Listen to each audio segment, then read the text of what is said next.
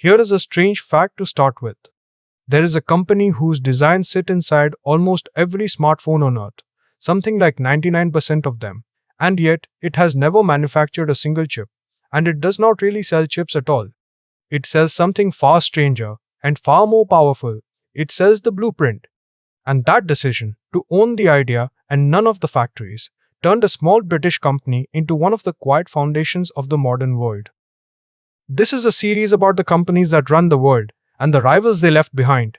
Today it is ARM, a company from Cambridge, in England, that most people have never heard of, and whose work they nonetheless touch every single time they pick up a phone. And the giant it humbled, in the one arena that came to matter most, was the most powerful chipmaker of the 20th century. To understand ARM, you have to understand what it actually makes. A chip needs a basic design, a fundamental language of how it thinks, the set of instructions it can obey. ARM designs exactly that, and then licenses it to anyone who wants it. Apple, Qualcomm, Samsung, and hundreds of others take ARM's blueprint, build their own chip around it, and pay ARM a small fee for every one they make. ARM builds no factories and competes with none of its customers. And the reason the whole world ended up on ARM's design is almost accidental and comes down to a single virtue: power. Not power as in strength, but power as in electricity.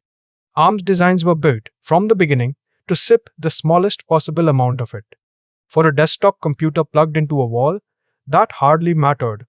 But it was about to matter more than anything else in technology. Because the giant of that older world was Intel, and Intel had built an empire on the opposite idea. Its chips, using a design called x86, were astonishingly fast and powerful, and they ran the personal computers and the servers that ran the internet. Intel was, for decades, the most admired and most feared chipmaker alive. Its problem was simply that its brilliant, powerful chips were thirsty. They ran hot and they drank electricity. Then the smartphone arrived, and it changed which virtue mattered. A phone runs on a small battery and lives in your pocket, and a chip that ran hot and drank electricity was useless inside it. Suddenly, the thing that mattered most was not raw speed, but doing the most work for the least power. And that was the one thing ARM had quietly been perfecting for 20 years, while nobody important was watching. Intel saw the phone coming, and here is the part that is genuinely remarkable. It could have owned it. It had the money, the factories, the finest engineers in the industry. It even, famously, had the chance to build the chip for the very first iPhone, and it turned the offer down, judging the price too low and the market too small. It is one of the most expensive no's in corporate history.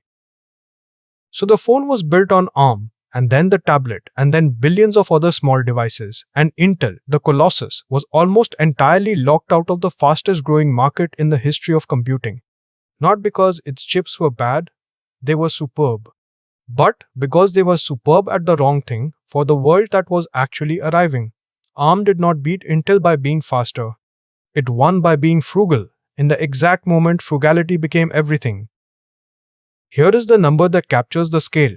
ARM's designs are now inside more than 99% of the world's smartphones, and in total, chips based on ARM have shipped in the hundreds of billions, not millions, hundreds of billions. It is arguably the most widely used computing design in the history of the human race, and it belongs to a company that makes nothing you can hold. And now the story turns, because ARM is no longer content with the phone. Having conquered the small and frugal, it is climbing upward into exactly the territory Intel thought was safe. Apple now builds its laptops on ARM-based chips of its own design, and they are so efficient that they embarrass the old order. Increasingly, the giant data centers that run the cloud are switching to ARM as well, chasing the same frugality, now measured in enormous electricity bills.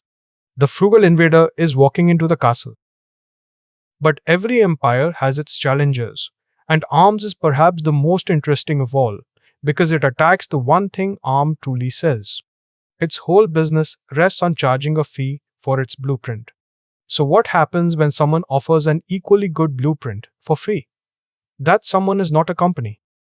It is an open standard called RISC-V, and it is, quite deliberately, free for anyone to use, with no license and no fee at all.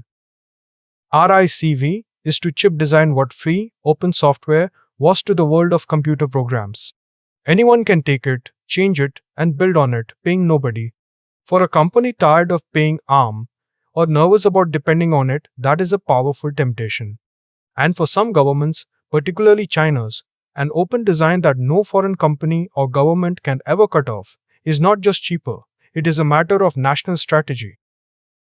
Now, to be fair, RISC-V is still years behind in the thing that matters most, which is not the design itself, but the vast ecosystem around it, the tools, the software, the accumulated trust that ARM has spent over 30 years building. A free blueprint is not much use if very little has been built to work with it yet.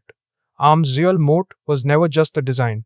It was the entire world of software and expertise that grew up around the design, and that cannot be copied for free overnight. So the uncomfortable question this series keeps returning to takes an unusual shape here. What is the future of a company whose entire fortune rests on charging a small toll, when a free alternative is slowly, patiently maturing behind it? ARM is not in danger tomorrow. But for the first time, the ground beneath its business model is genuinely moving, and it knows it. And the lesson of ARM is the strangest and purest in this whole series so far. It never built a factory, never sold a chip you could point to, never won a single battle on raw speed. It simply chose, decades early, to be frugal in a world that did not yet care about frugality, and to own the idea rather than the object. It waited quietly in England for the world to need exactly what it had. And then, almost without anyone noticing, the world put its design into nearly everything and paid a small toll for the privilege, hundreds of billions of times over.